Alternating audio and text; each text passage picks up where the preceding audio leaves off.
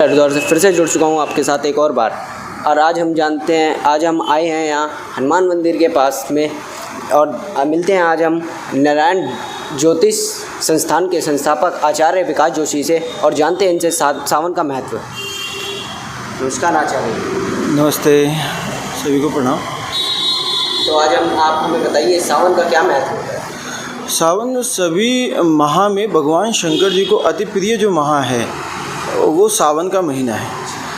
भगवान विष्णु जी चातुर्मास के लिए योग निद्रा में जाते हैं, तो उस समय जो सृष्टि का संचालन है वो भगवान शंकर जी के द्वारा होता है। इस दृष्टि से भी देखा जाए तो ये पहला मास, क्योंकि अभी पीछे जो मास गया उसमें देवशयनी एकादशी आई, जिसमें कि भगवान नारायण जी योग निद्रा में गए।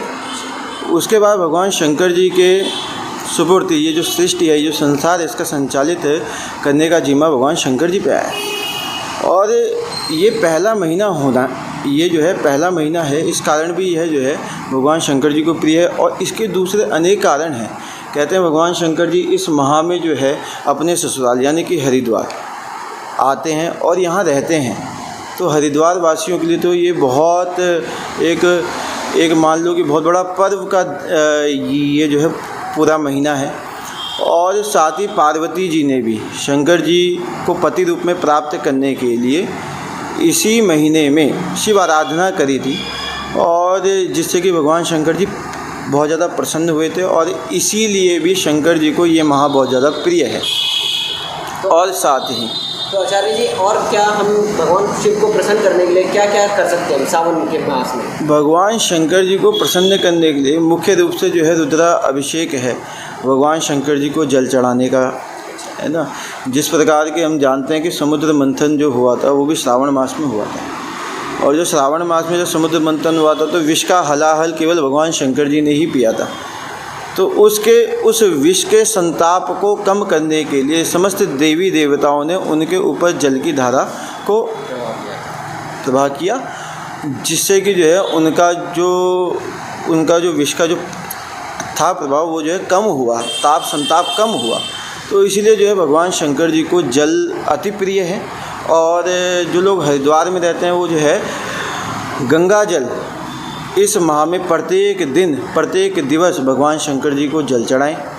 और जैसे कि कल पहला सोमवार है, तो वो सोमवार में अति विशिष्ट रूप से भगवान शंकर जी का पूजन करना चाहिए, जिसमें कि धूप दीप नैवेद्य फूल फल मिष्ठान इत्यादि तो हैं ही, साथ ही बिलपत्र से लेकर के भांग धतूरा जो भी चीज़ें भगवान शंकर जी को प्रिय हैं वो भगवान शंकर जी को श्रद्धा से अर्पण करके समस्त मनोकामनाओं की पूर्ति के लिए और शरीर की आरोग्यता के लिए भी और पारिवारिक सुख शांति के लिए भी भगवान शंकर जी का पूजन सभी लोग करें।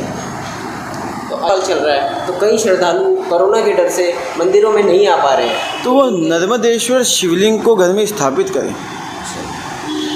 याद रखिए कि अंगूठे से बड़ा वो शिवलिंग ना हो, अंगूठे से बड़ा वो शिवलिंग ना हो, और उस शिवलिंग की घर में स्थापना करें।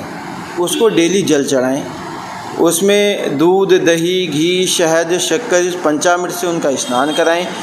फिर उसके ऊपर जल धारा दुग्ध धारा से उनका अभिषेक करें और बहुत सुंदर ढंग से बिलपत्र इत्यादि और जो पूजन सामग्री है वो भगवान शंकर जी को अर्पित करें।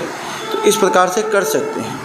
जो मंदिर आने में सक्षम नहीं है, या कह लो कि ये इस टाइम पे भयावह वातावरण है, ज़्यादा लोग मतलब घर से बाहर निकलना पसंद नहीं करते हैं, तो ऐसी स्थिति में या तो पार्थिव शिवलिंग है, पारे का जो शिवलिंग होता है वो, या फिर नर्मदेश्वर शिवलिंग, इसका घर पे स्थापना कर सकते हैं। और किसी प्रकार की ये जो 2 शिवलिंग मैंने आपको बताए, इन शिवलिंगों में किसी प्रकार की प्रतिष्ठा की ज़रूरत नहीं होती, ये स्वयं ही प्रतिष्ठित होते हैं। तो इनका हम लोग घर पे बैठ कर के पूजन मतलब अपने आप भी कर सकते हैं, या ऑनलाइन के माध्यम से रुद्राभिषेक वगैरह ये सब सारी चीज़ें चल रही हैं आजकल। आचार्य जी तो आचार्य जी ने जैसा कि हमें बताया कि जो लोग कोरोना काल में मंदिर आने के सक्षम नहीं है वो अपने घर में ही शिवलिंग की स्थापना करें, महादेव को दूध दही जल से अभिषेक करें उनका, तो इस सावन मास में महादेव बहुत प्रसन्न होंगे। तो मैं अभिनव बंसल मेरा हरिद्वार से विदा लेता हूँ आपसे और मिलते हैं आपसे अगले खबर के साथ।